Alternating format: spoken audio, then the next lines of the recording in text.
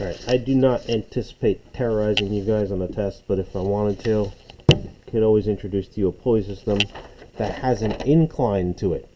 So, you see two masses here that are connected by a pulley system, and, you know, fortunately for us, and again, if I wanted to terrorize you, I could probably make it even worse. I could add friction into it. But let's just see how we would approach a frictionless pulley. The reason I show you this, even though I'm not planning on probably doing this on a test to you, is because the approach is still the same. We have our masses here, and you know what, I'll call this mass A, I'll call this mass B. Essentially what we're looking at is that you really don't know which way the object's going to move, and that's one of the challenges here. But let's diagram out our forces first. Here's A. I know that there's a force of gravity here, mass of A times G, and it's in the downward direction. I see that there's tension as well. Mass B.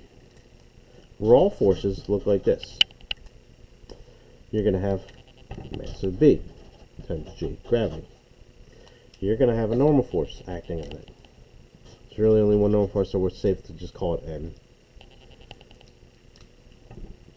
Tension that way. We want to be in components though. That's really going to help us out. So this next diagram is going to be a little bit more relevant here.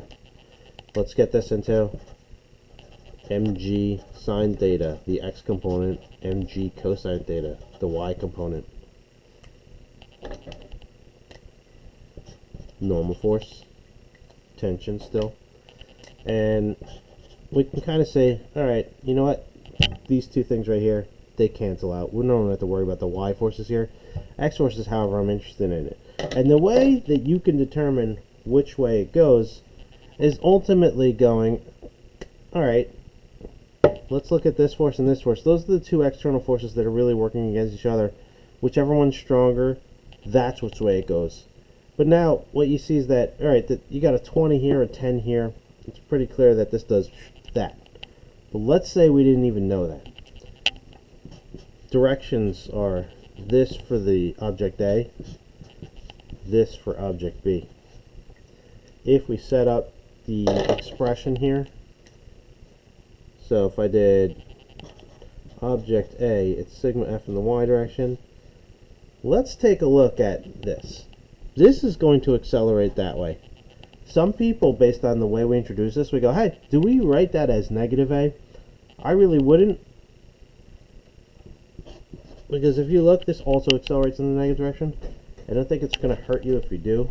But, long story short, they're both the same sign, so I can represent them with the same variable. I'm just going to represent them with an A here. So I call this mass of A times A. T is up, gravity's down. There's our expression. Object number 2, let's look at the x direction there, or object B. Same acceleration. That's positive force, that's a negative force. So we have mg sine theta as positive, t as negative. So this is going to be pretty easy to set up. If we move that over there, you get t is equal to mass of A times A plus mass of A times G. And we could do substitution from there into there. And what you get is, we'll leave that alone, we'll leave that alone, and in for t we're going to subtract and get mass of A times A plus mass of A times G there. That negative is going to be distributed to both things here. So ultimately you get MBA, mg sine theta, minus MAA, minus MAG. And that's probably, oh, I'm missing B's somewhere, right here. Missing a B there, missing a B there, missing a B there. What you're going to find is that when you solve for A here, hopefully, if it all makes physical sense, you're going to get a negative value telling you that it went that direction.